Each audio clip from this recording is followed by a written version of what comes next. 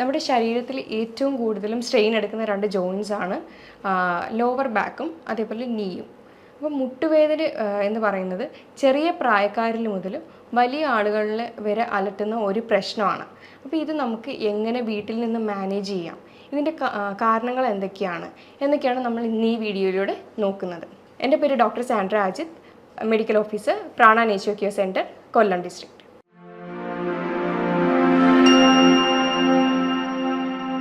മുട്ടുവേദനയ്ക്ക് പ്രധാനമായും കുറച്ച് കാരണങ്ങളുണ്ട്.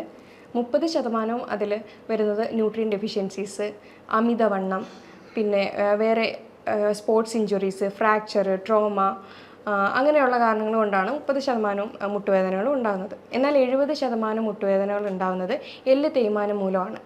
നമ്മുടെ ശരീരത്ത് ദിവസവും കോടാനുകോടി കോശങ്ങളാണ് നശിച്ചുകൊണ്ടിരിക്കുന്നത്. എന്നാൽ അത്രയും തന്നെ പുനർജനിക്കുന്നുമുണ്ട്. ഇതേ കാരണങ്ങൾ തന്നെയാണ് നമ്മുടെ ജോയിൻസിൻ്റെ കാര്യത്തിൽ വരുമ്പോൾ. അപ്പോൾ ഇങ്ങനെ എനിക്കുന്ന സമയത്ത് ഇതേപോലെ ന്യൂട്രിയൻസിൻ്റെ ഡെഫിഷ്യൻസി മൂലം ഈ എല്ലുകളിൽ തേയ്മാനം വരാനായിട്ടുള്ള ചാൻസ് കൂടുതലാണ്.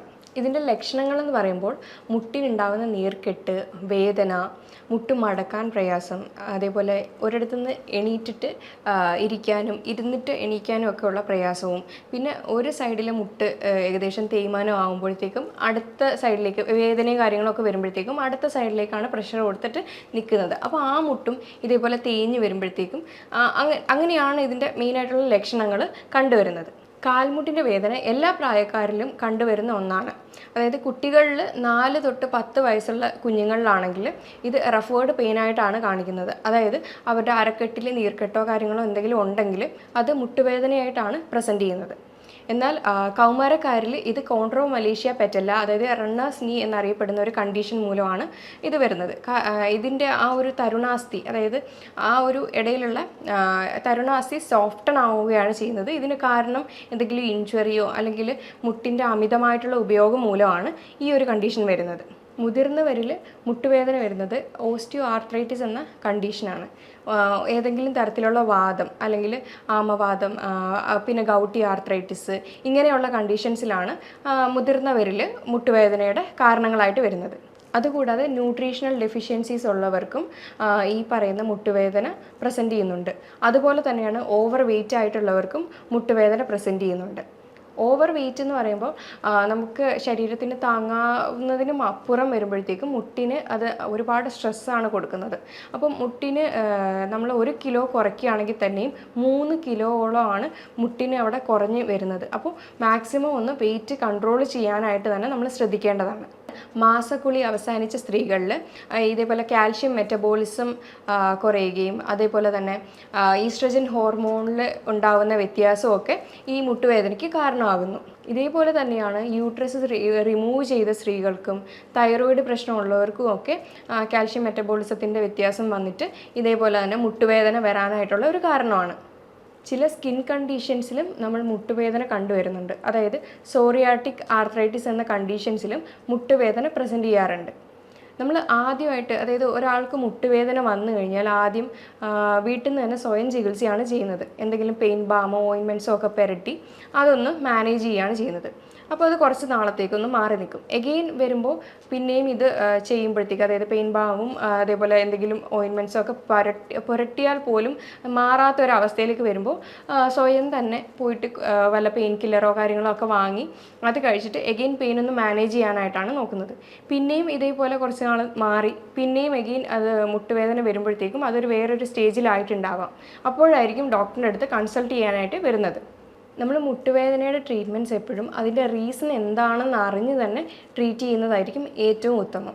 ഇപ്പോൾ വെയിറ്റ് കൂടിയിട്ടുള്ള മുട്ടുവേദനയാണെന്നുണ്ടെങ്കിൽ ഉറപ്പായിട്ടും വെയിറ്റ് കുറച്ച് കഴിഞ്ഞാൽ തന്നെ അവിടെ ഒരു ആശ്വാസം ഉണ്ടാകുന്നതാണ്.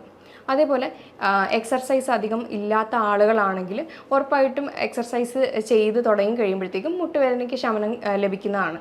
അതുപോലെ മുട്ടിന് ചുറ്റുമുള്ള മസിൽസ് സ്ട്രെങ്തൻ ചെയ്യാനും ഒക്കെ നമ്മൾ ശ്രദ്ധിക്കേണ്ടതാണ്. നമുക്കിനി സാധാരണ വരുന്ന മുട്ടുവേദനയൊക്കെ എങ്ങനെ മാനേജ് ചെയ്യണം, അതായത് പെട്ടെന്ന് വീഴ്ചയിലുണ്ടാവുന്ന മുട്ടുവേദന അങ്ങനെയൊക്കെ വന്നു കഴിഞ്ഞാൽ നമുക്കൊരു മെത്തേഡ് ട്രൈ ചെയ്യാവുന്നതാണ്. റൈസ് എന്ന മെത്തേഡാണ്. അപ്പോൾ ഈ മെത്തേഡിൽ RICE എന്നുള്ള ഒരു അബ്രിവേഷനാണ് വരുന്നത്. R എന്ന് പറഞ്ഞു കഴിഞ്ഞാൽ റെസ്റ്റാണ്, റെസ്റ്റ് എടുക്കുന്നത് മുട്ടുവേദനയുടെ ഒരു ആഘാതം കുറയാനായിട്ട് കാരണമാകുന്നുണ്ട്. ഐ എന്ന് പറയുന്നത് ഐസ് പാക്കാണ്. ഐസ് പാക്ക് അപ്ലൈ ചെയ്ത് കഴിഞ്ഞാൽ ഒരുവിധമുള്ള ബുദ്ധിമുട്ടുകളും നീർക്കെട്ട് എന്തെങ്കിലും ഉണ്ടെങ്കിൽ അതങ്ങ് മാറുന്നതായിരിക്കും. സി എന്ന് പറഞ്ഞു കഴിഞ്ഞാൽ കംപ്രഷനാണ്. എന്തെങ്കിലും ഒരു ചെറിയ ബാൻഡേജോ അങ്ങനത്തെ രീതിയിൽ എന്തെങ്കിലും ഒന്ന് ചുറ്റി വെച്ച് കഴിഞ്ഞാൽ അത്രയും ഒരു ആശ്വാസം കിട്ടുന്നതായിരിക്കും. പിന്നെ ഇ എന്ന് പറഞ്ഞു കഴിഞ്ഞാൽ എലവേഷൻ, അതായത് മുട്ട് താഴ്ത്തി തൂക്കിയിടാതെ അപ്പോൾ തന്നെ ഒന്ന് എടുത്ത് എലവേറ്റ് ചെയ്ത് ഉയർത്തി വെക്കുന്നത് നല്ലതായിരിക്കും. ഇങ്ങനെ ഒരു 3-4 ദിവസം ചെയ്തിട്ടും മുട്ടുവേദനയ്ക്ക് ശമനമില്ലെങ്കിൽ ഉറപ്പായിട്ടും ഒരു ഡോക്ടറിനെ കൺസൾട്ട് ചെയ്യേണ്ടത് വളരെ അത്യാവശ്യമായിട്ടുള്ളൊരു കാര്യമാണ്. മുട്ടുവേദനയുടെ പ്രധാന കാരണം നമ്മൾ പറഞ്ഞായിരുന്നു പോഷകക്കുറവ് മൂലമാണെന്ന്. അതേപോലെ ഒരുപാട് ഷുഗർ ഇൻടേക്ക് എടുക്കുന്നവർക്കും നമ്മുടെ ന്യൂട്രിയൻസ് അധികമായിട്ട് അബ്സോർവ് ആവത്തില്ല. അപ്പോൾ ഈ ഷുഗർ കൂടുതൽ ചെന്ന് കഴിഞ്ഞാൽ നമുക്ക് തേയ്മാനം ഉണ്ടാവാനുള്ള ചാൻസ് കൂടുതലാണ്. ഇത് തന്നെയാണ് കുഞ്ഞുങ്ങൾക്കും മുട്ടുവേദന വരാനായിട്ടുള്ള ഒരു കാരണം അവരും കൂടുതലും ഷുഗർ കണ്ടൻ്റാണ് അധികമായിട്ട് എടുക്കുന്നത്. അപ്പോൾ ന്യൂട്രിയൻസിൻ്റെ അബ്സോർപ്ഷൻ കുറഞ്ഞിട്ട് ഈ ഒരു മുട്ടുവേദന എന്നുള്ള ഒരു സ്റ്റേജിലേക്ക് എത്താനായിട്ടുള്ള ചാൻസ് കൂടുതലാണ്. പിന്നെ അതുപോലെ തന്നെ ഒരു തെറ്റിദ്ധാരണയുണ്ട്, മുട്ടുവേദന വന്നു കഴിഞ്ഞാൽ ഉടനെ വിചാരിക്കും ഓക്കെ അത് കാൽഷ്യത്തിൻ്റെ ഡെഫിഷ്യൻസിയാണ് എന്ന് പറഞ്ഞിട്ട് പോയിട്ട് സ്വയമായിട്ട് തന്നെ ഒരു കാൽഷ്യം സപ്ലിമെൻ്റൊക്കെ വാങ്ങിച്ച് കഴിക്കുന്നവരാണ് നമ്മളിൽ പലരും. എന്നാൽ കാൽഷ്യം മാത്രം കഴിച്ചു കഴിഞ്ഞാൽ ഇതിനൊരു കാരണമാകുന്നുണ്ടോ എന്നുള്ളത് ആരും ചിന്തിക്കുന്നില്ല. ഇങ്ങനെ അധികമായിട്ട് കാൽഷ്യത്തിൻ്റെ സപ്ലിമെൻറ്റ്സ് എടുക്കുകയാണെങ്കിൽ ചിലപ്പോൾ അത് കിഡ്നി സ്റ്റോൺസ് എന്നുള്ള ഫോർമേഷനിലേക്ക് മാറാനായിട്ടുള്ള ഒരു ചാൻസും കൂടുതലാണ്. അതേപോലെ അതിന് അത്യാവശ്യമായിട്ടുള്ള വൈറ്റമിൻസും മിനറൽസും നമുക്ക് സപ്ലിമെൻറ്റ്സ് വഴിയോ അല്ലെങ്കിൽ ഫുഡ് വഴിയോ എടുക്കാവുന്നതാണ്. ആവശ്യമുള്ള പോഷകങ്ങൾ നമുക്ക് അതായത് വൈറ്റമിൻസ് ആയാലും മിനറൽസ് ആയാലും നമുക്ക് സപ്ലിമെൻറ്റ് വഴിയും അഥവാ ഫുഡ് വഴി എടുക്കാവുന്നതാണ്. പ്രധാനമായിട്ട് കാൽഷ്യവും വൈറ്റമിൻ ഡിയുമാണ്. കാൽഷ്യം എടുക്കുമ്പോൾ അതിൻ്റെ കൂടെ വൈറ്റമിൻ ഡി എടുക്കേണ്ടത് അത്യാവശ്യമാണ്. വൈറ്റമിൻ ഡി ഉണ്ടെങ്കിൽ മാത്രമാണ് കാൽഷ്യം നന്നായിട്ട് അബ്സോർബ് ആവുന്നത്. അതുപോലെ തന്നെയാണ് ഗ്ലൂക്കോസമൈൻ എന്ന് പറയുന്ന ഒരു കണ്ടൻറ്റ്, അത് നമുക്ക് ഉള്ളിൽ ചെല്ലുമ്പോൾ ഹൈപ്പോ അസിഡിറ്റി എന്ന കണ്ടീഷൻസിനെ അത് കോപ്പപ്പ് ചെയ്ത് നമുക്ക് ആ ഒരു ബുദ്ധിമുട്ട് കുറച്ച് നമുക്ക് നല്ലൊരു, അതായത് ഹൈപ്പോ അസിഡിറ്റി കണ്ടീഷൻസിൽ മുട്ടുവേദന വരാനായിട്ടുള്ള ചാൻസ് ഉണ്ട്. അതുപോലെ തന്നെയാണ് മുട്ടിൻ്റെ ഇടയിലുള്ള ഫ്ലൂയിഡ് പുനർനിർമ്മിക്കാനായിട്ട് ഗ്ലൂക്കോസമൈൻ വളരെ അത്യാവശ്യമായിട്ടുള്ളൊരു കാര്യമാണ്. അപ്പോൾ അവിടെ എന്തെങ്കിലും നീർക്കെട്ടോ കാര്യങ്ങളോ ഉണ്ടെങ്കിൽ ഈ ഗ്ലൂക്കോസമൈൻ എന്ന കണ്ടൻറ്റ് അതവിടെ കുറച്ച് കൊണ്ടുവരികയാണ് ചെയ്യുന്നത്. അതേപോലെ തന്നെ അത്യാവശ്യമായിട്ടുള്ളതാണ് മഗ്നീഷ്യവും വൈറ്റമിൻ സിയും. അതേപോലെ മഗ്നീഷ്യം നന്നായിട്ട് ആക്റ്റീവ് ഫോമിലേക്ക് അബ്സോർബ് ആവണമെങ്കിൽ വൈറ്റമിൻ സിയും കൂടെ എടുക്കുന്നത് വളരെ നല്ലൊരു കാര്യമാണ്. ഇനി മുട്ടുവേദനയ്ക്ക് വേണ്ടുന്ന മറ്റ് കുറച്ച് മിനറൽസിൻ്റെ ഏതൊക്കെയാണെന്ന് നമുക്ക് നോക്കാം. സിങ്ക് വളരെ അത്യാവശ്യമായിട്ടുള്ള ഒരു മിനറലാണ്. അതുപോലെ തന്നെയാണ് selenium, potassium, phosphorus, vitamin B12, പിന്നെ ഒമേഗ 3 ഫാറ്റി ആസിഡ്സ്. അത് ചെറു മത്സ്യങ്ങളിലെല്ലാം അവൈലബിൾ ആയിട്ട് ഉള്ള ഒന്നാണ്. ഇനി ചില കാര്യങ്ങൾ നമ്മൾ അവോയ്ഡ് ചെയ്യേണ്ടതായിട്ടുണ്ട്. അതായത് കഫൈൻ്റെ ഉപയോഗം ഉണ്ടെങ്കിൽ അതൊക്കെ ഒന്ന് ഒഴിവാക്കുക. അങ്ങനെയുണ്ട് കഫൈനായാലും നമ്മൾ ടാനിൻ, അതായത് ടീയിലടങ്ങിയ കണ്ടൻ്റാണ്. അപ്പോൾ ഇതൊക്കെ ഉണ്ടെങ്കിൽ കാൽഷ്യത്തിൻ്റെ ആയാലും അയണിൻ്റെ ആയാലും അബ്സോർപ്ഷൻ കറക്റ്റായിട്ട് നടക്കത്തില്ല. അത് ചിലർ കൂടുതലും ഭക്ഷണത്തിൻ്റെ കൂടെയാണ് ചായ ആയാലും കാപ്പി ആയാലും കുടിക്കുന്നത്. അപ്പോൾ നമ്മുടെ ന്യൂട്രിയൻസ് അബ്സോർപ്ഷൻ കറക്റ്റായിട്ട് നടക്കത്തില്ല. അതേപോലെ തന്നെയാണ് റിഫൈൻഡ് ഓയിലായിട്ടുള്ള സൺഫ്ലവർ, പാം ഓയിൽ, ഇതൊക്കെ വേദനകളെ നീർക്കെട്ട് കൂട്ടുകയാണ് ചെയ്യുന്നത്. അപ്പോൾ അതുകൊണ്ട് കോക്കനട്ട് ഓയിലും ഒലിവ് ഓയിലും ഒക്കെയാണ് ഏറ്റവും ബെറ്റർ ആയിട്ടുള്ളൊരു ഓപ്ഷൻ. പിന്നെ ഷുഗർ കണ്ടൻറ്റൊക്കെ അധികമായിട്ട് എടുക്കുന്നവരാണെങ്കിൽ, അതായത് പല ബേക്കറി പലഹാരങ്ങളിലും ഹൈ ഫ്രക്ടോസ് കോൺ സിറപ്പ് അടങ്ങിയ ബേക്കറി ഐറ്റംസിലും സോഫ്റ്റ് ഡ്രിങ്ക്സ് അങ്ങനെയുള്ള സാധനങ്ങളൊക്കെ മാക്സിമം ഒന്ന് കുറച്ച് നമ്മൾ കൂടുതലും ഇൻക്ലൂഡ് ചെയ്യാൻ നോക്കുക. വെജിറ്റബിൾസും ഫ്രൂട്ട്സും ഒക്കെ നന്നായിട്ട് നമ്മുടെ ഭക്ഷണത്തിൽ ഉൾപ്പെടുത്താനായിട്ട് ശ്രദ്ധിക്കുക. ഇനി ആൽക്കഹോൾ സ്മോക്കിംഗ് ഒക്കെ ഉള്ളവരാണെങ്കിൽ അത് ഉറപ്പായിട്ടൊന്ന് ക്വിറ്റ് ചെയ്ത് കഴിഞ്ഞാൽ നല്ലൊരു മാറ്റം തന്നെ നമുക്ക് കാണാൻ പറ്റും.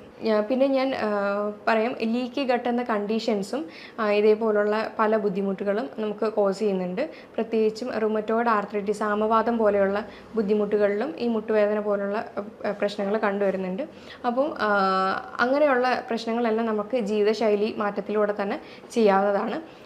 എക്സസീവ് ബാക്ടീരിയ ടോക്സിൻസ് ഒക്കെ ഉണ്ടെങ്കിൽ അത് നമുക്ക്, അതായത് വായ്നാറ്റം അങ്ങനെയൊക്കെ എന്തെങ്കിലുമൊക്കെ ഉണ്ടെങ്കിൽ നമുക്ക് ഓയിൽ പുള്ളിങ് വളരെ നന്നായിട്ട് ഹെൽപ്പ് ചെയ്യുന്ന ഒന്നാണ്. രാവിലെ ഒരു കവിള് കോക്കനട്ട് ഓയിൽ വായിൽ നന്നായിട്ട് കുറച്ച് നേരം വെച്ചിട്ട് അത് അങ്ങ് കൊപ്പിളിച്ച് കളഞ്ഞു കഴിഞ്ഞാൽ നമുക്കൊരു നല്ലൊരു ആശ്വാസം കിട്ടുന്ന ഒരു റെമഡിയാണ്. ഇനി നമുക്ക് നോക്കാവുന്നത് ക്രൂസിഫറസ് വെജിറ്റബിൾസ് ആയ കോളിഫ്ലവർ, ബ്രൊക്കോളി, ക്യാബേജ് ഇതൊക്കെ നമ്മുടെ ഭക്ഷണത്തിൽ ഇൻക്ലൂഡ് ചെയ്യുന്നത് വളരെയധികം നല്ലതാണ്. പിന്നെ ഇലക്കറികളൊക്കെ ഇൻക്ലൂഡ് ചെയ്യുന്നത് വളരെ നല്ലതാണ്. പലതരത്തിലുള്ള ബെറീസ് നമ്മുടെ ഫുഡിൽ ഇൻക്ലൂഡ് ചെയ്യുന്നത് വളരെ നല്ലതാണ്. ഇത് വൈറ്റമിൻസും ആൻറ്റി ഓക്സിഡൻറ്റ് റിച്ച് ആണ്. പ്രധാനമായിട്ട് സ്ട്രോബെറി, ബ്ലൂബെറി, ബ്ലാക്ക്ബെറി ഇതൊക്കെ നമുക്ക് ഇൻക്ലൂഡ് ചെയ്യുന്നത് വളരെ നല്ലതാണ്. ഇനി ഹെർബ്സ് ആയിട്ടുള്ള വെളുത്തുള്ളി, പിന്നെ ഇഞ്ചി ഇതൊക്കെ കഴിക്കുന്നത് ആൻറ്റി ഇൻഫ്ലമേറ്ററി പ്രോപ്പർട്ടി ഉള്ളതാണ്. അപ്പോൾ ഇത് നമ്മുടെ മുട്ടുവേദനയായാലും നീർക്കെട്ടായാലും കുറയ്ക്കുന്ന ഒന്നാണ്. ഇനി മുട്ടുവേദന അനുഭവിക്കുന്നവരാണെങ്കിൽ അവർക്ക് 2 സൂപ്പർ ഫുഡ് പറഞ്ഞു തരാൻ പറ്റും. എങ്ങനെയാണെന്ന് വെച്ച് കഴിഞ്ഞാൽ, ആദ്യത്തേത് റാഗി പൗഡർ റോസ്റ്റ് ചെയ്തെടുക്കുക നന്നായിട്ട്. എന്നിട്ട് അതിലേക്ക് കുറച്ച് ബദാം ആഡ് ചെയ്യുക, കുറച്ച് കാഷ്യൂസ് ആഡ് ചെയ്യുക, കുറച്ച് എള്ള്, പിന്നെ കോക്കനട്ട് ഓയിൽ, ഇതെല്ലാം കൂടെ മിക്സ് ചെയ്ത് ഡേറ്റ്സും കൂടെ ആഡ് ചെയ്യുക. ഡേറ്റ്സും കൂടെ ഒബീസിറ്റി ഉള്ള, അതായത് അമിതവണ്ണം ഉള്ളവരാണെങ്കിൽ ഡേറ്റ്സ് ആഡ് ചെയ്യണമെന്നില്ല. ഇതെല്ലാം കൂടെ ആഡ് ചെയ്ത് മിക്സ് ചെയ്തിട്ട് ഒരു ബോൾസ് പോലെ ആക്കി വെക്കുക. എന്നിട്ട് ഇത് ഒരു നേരത്തെ ഫുഡായിട്ട് എടുക്കുകയാണെങ്കിൽ ഇതിനകത്തുള്ള ന്യൂട്രിയൻസും വൈറ്റമിൻസ് ഒക്കെ, വൈറ്റമിൻസ് ആയാലും മിനറൽസ് ആയാലും നമ്മുടെ ഈ എല്ല് തേയ്മാനത്തിനും ഒക്കെ ബെറ്റർ ആയിട്ടുള്ളൊരു ഫുഡ് ഓപ്ഷനാണ്. അതുപോലെ തന്നെയാണ് ബോൺ ബ്രോത്ത് സൂപ്പ്.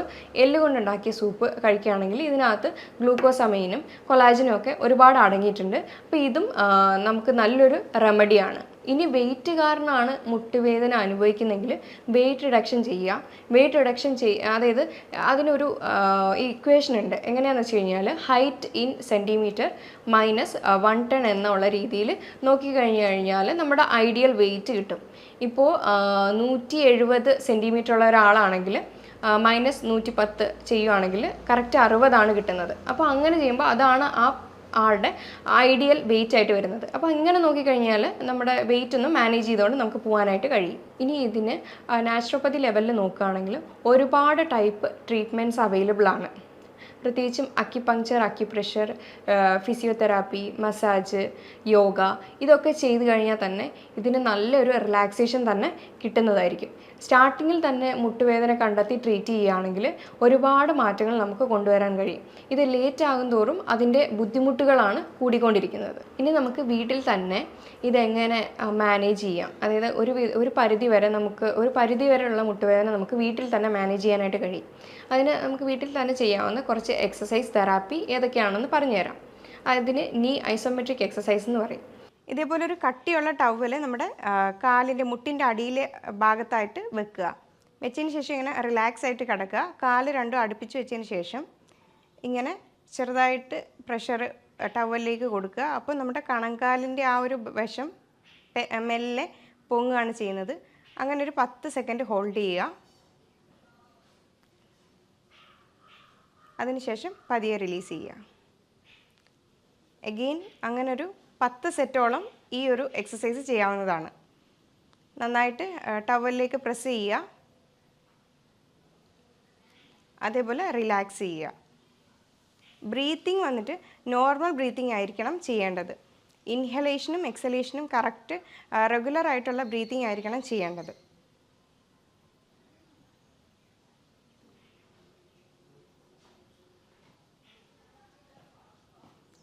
ഇതാണ് ആദ്യത്തെ എക്സസൈസ്. ഇത് രണ്ടാമത്തെ എക്സസൈസാണ്. മാറ്റിലേക്ക് ഇങ്ങനെ നിവർന്ന് കിടക്കുക, കാലുകൾ രണ്ടും അടുപ്പിച്ച് വെക്കുക, കൈകൾ രണ്ടും അടുപ്പിച്ച് വെക്കുക. ബ്രീത്തിങ് നോർമൽ ബ്രീത്തിങ് ആണ്. ഇതും ഒരു 10 സെറ്റോളം ചെയ്യാവുന്നതാണ്. ഇതിന് ആംഗിൾ പമ്പിങ് എക്സസൈസ് എന്ന് പറയും. ആംഗിൾ പമ്പിങ് എക്സസൈസ് എന്ന് പറഞ്ഞു കഴിഞ്ഞാൽ നമ്മുടെ 2 കാലുകളും അടുപ്പിച്ച് വെച്ചതിന് ശേഷം കണങ്കാല് ഫ്രണ്ടിലേക്കും ബാക്കിലേക്കും ആക്കുക. ഇതുപോലെ ഒരു 10 സെറ്റ് ദിവസവും ചെയ്യുക.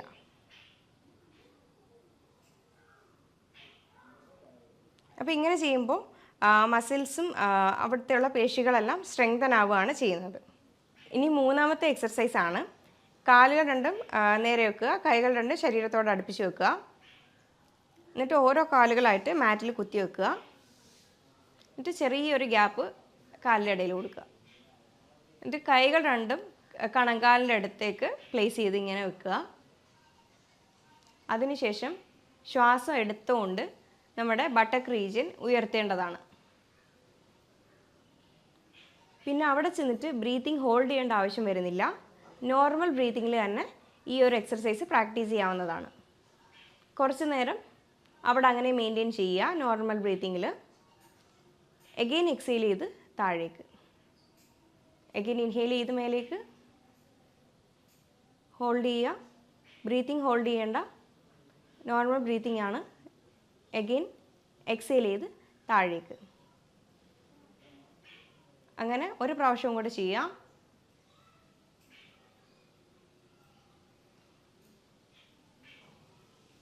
ഇങ്ങനെ എത്ര ടൈം നമുക്ക് ഹോൾഡ് ചെയ്യാൻ പറ്റുന്നോ അങ്ങനെ മെയിൻറ്റെയിൻ തന്നെ ചെയ്ത് നിന്നാൽ നല്ലതായിരിക്കും. പിന്നെ ഇതിന് ബ്രീത്തിങ് ഹോൾഡ് ചെയ്ത് ചെയ്യണ്ട എന്ന് പറഞ്ഞതിൻ്റെ കാരണം തന്നെ ചിലപ്പോൾ എന്തെങ്കിലും മസിൽ ക്രാംസോ അല്ലെങ്കിൽ മസിൽ കയറി പിടുത്തം ഒക്കെ വരാനായിട്ടുള്ള ചാൻസ് കൂടുതലാണ്. അതുകൊണ്ട് ഇതിന് ബ്രീത്തിങ് വളരെ ഇമ്പോർട്ടൻ്റ് ആയിട്ടുള്ള ഒരു കാര്യമാണ്. അപ്പോൾ ഇത്രയൊക്കെ ചെയ്താൽ തന്നെ ദിവസവും 1-2 പ്രാവശ്യം ഈ പറയുന്ന എക്സർസൈസ് എല്ലാം ചെയ്തു കഴിഞ്ഞാൽ തന്നെ ഒരു പരിധി വരെയുള്ള മുട്ടുവേദന നമുക്ക് വീട്ടിൽ നിന്ന് തന്നെ കുറയ്ക്കാൻ പറ്റും.